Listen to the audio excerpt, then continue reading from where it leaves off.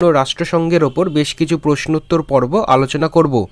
ভিডিওটিকে প্রথম থেকে শেষ পর্যন্ত দেখবে এবং অবশ্যই একটি লাইক করবে। আজকের নিয়ে প্রথম প্রশ্ন, ইউনাইটেড নেশন নামটি প্রথম কে ব্যবহার করেছিলেন? খুবই গুরুত্বপূর্ণ একটি প্রশ্ন। অপশানগুলো দেখবে, তারপর অ্যান্সার করার চেষ্টা করবে। আর এই প্রশ্নের সঠিক অ্যান্সার হবে ফ্র্যাঙ্কলিন রুজভেল্ট। ইনি ইউনাইটেড নেশন এই নামটি প্রথম ব্যবহার করেছিলেন।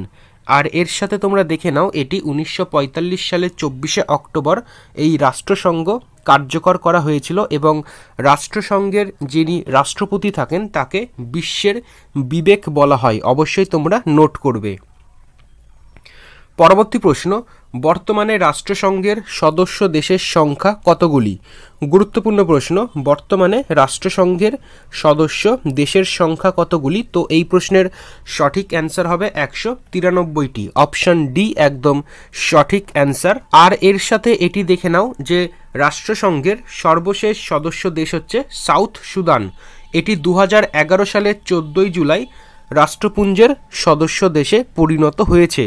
পরবর্তী প্রশ্ন, রাষ্ট্রসংঘের স্থায়ী সদস্য দেশ কতগুলি? রাষ্ট্রসংঘের স্থায়ী সদস্য দেশ কতগুলি? তো এই প্রশ্নের সঠিক অ্যান্সার হবে 5টি। এক্ষেত্রে অপশান ডি একদম সঠিক অ্যান্সার। পরবর্তী প্রশ্ন, ভারত রাষ্ট্রসংঘের সদস্য পদ লাভ করে কত সালে? ভারত রাষ্ট্রসংঘের সদস্য পদ লাভ করে কত সালে? তো যারা অ্যান্সার জানো তারা নিচে কমেন্ট বক্সে সঠিক অ্যান্সার আমাদের কাছে বলার চেষ্টা করবে। আর এই প্রশ্নের সঠিক অ্যান্সার হবে এটি 1945 সালের 30শে অক্টোবর লাভ করেছিল। অপশান সি একদম সঠিক অ্যান্সার। পরবর্তী প্রশ্ন, নিম্নলিখিত কোন দেশটি রাষ্ট্রসংঘের সদস্য দেশ নয়? নিচের কোন দেশ রাষ্ট্রসংঘের সদস্য দেশ নয়? তো এই প্রশ্নের সঠিক অ্যান্সার হবে অপশান ডি ভাটিকান সিটি। এটি কিন্তু রাষ্ট্রসংঘের সদস্য দেশ নয়। পরবর্তী প্রশ্ন, রাষ্ট্রসংঘের সরকারি ভাষার সংখ্যা কতগুলি? রাষ্ট্রসংঘের সরকারি ভাষার সংখ্যা কতগুলি? তো বন্ধুরা এই প্রশ্নের সঠিক অ্যান্সার হবে 6টি। অপশান বি একদম সঠিক অ্যান্সার।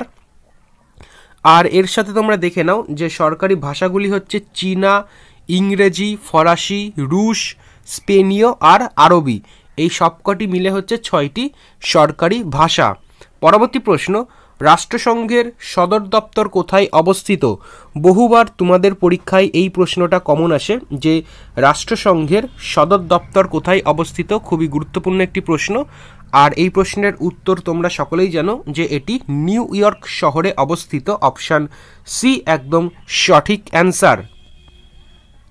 পরবর্তী প্রশ্ন, দেখো বলা হয়েছে রাষ্ট্রসংঘের প্রধান অঙ্গ হচ্ছে সচিবালয়, নিরাপত্তা পরিষদ, অছি পরিষদ, অর্থনৈতিক ও সামাজিক পরিষদ আর সাধারণ সভা। অবশ্যই তোমরা নোট করবে।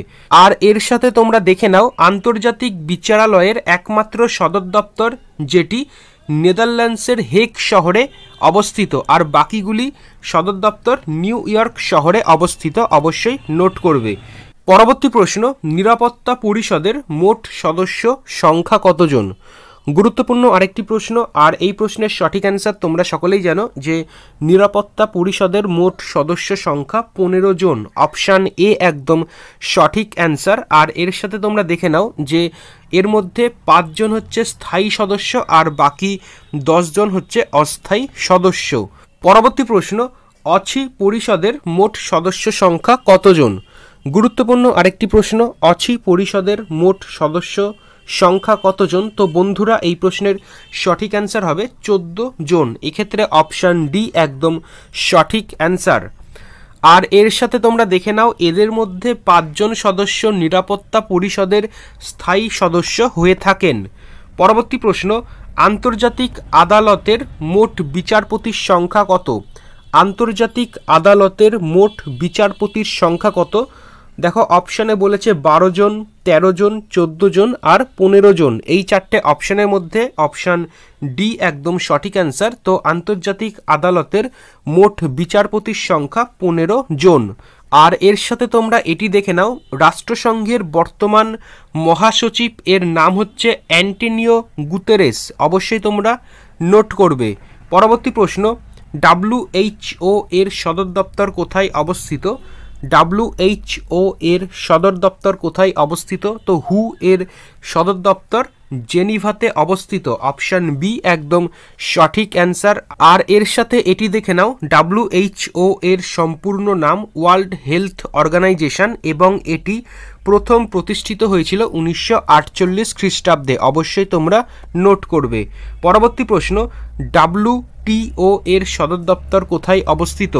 গুরুত্বপূর্ণ প্রশ্ন, WTO এর সদর দপ্তর কোথায় অবস্থিত? তো বন্ধুরা এই প্রশ্নের সঠিক অ্যান্সার হবে এটি জেনিভাতে অবস্থিত, অপশান এ একদম সঠিক অ্যান্সার। আর এর সাথে তোমরা দেখে নাও, WTO এর সম্পূর্ণ নাম হচ্ছে ওয়ার্ল্ড ট্রেড অর্গানাইজেশন, অবশ্যই নোট করবে যে ওয়ার্ল্ড ট্রেড অর্গানাইজেশন এবং এটি প্রথম প্রতিষ্ঠিত হয়েছিল 1995 খ্রিস্টাব্দে। আর এর সাথে তোমরা দেখে নাও, IBRD বা বিশ্ব ব্যাংকের সদর দপ্তর এটি ওয়াশিংটনে অবস্থিত, অবশ্যই নোট করবে IBRD এর সদর দপ্তর এটি ওয়াশিংটনে অবস্থিত এবং এটি প্রথম প্রতিষ্ঠিত হয়েছিল 1945 সালে। পরবর্তী প্রশ্ন, IMF এর সদর দপ্তর কোথায় অবস্থিত? গুরুত্বপূর্ণ আরেকটি প্রশ্ন, IMF এর সদর দপ্তর কোথায় অবস্থিত? তো এক্ষেত্রে যারা অপশান সি বলছো কারেক্ট অ্যান্সার, এর সদর দপ্তর ওয়াশিংটনে অবস্থিত।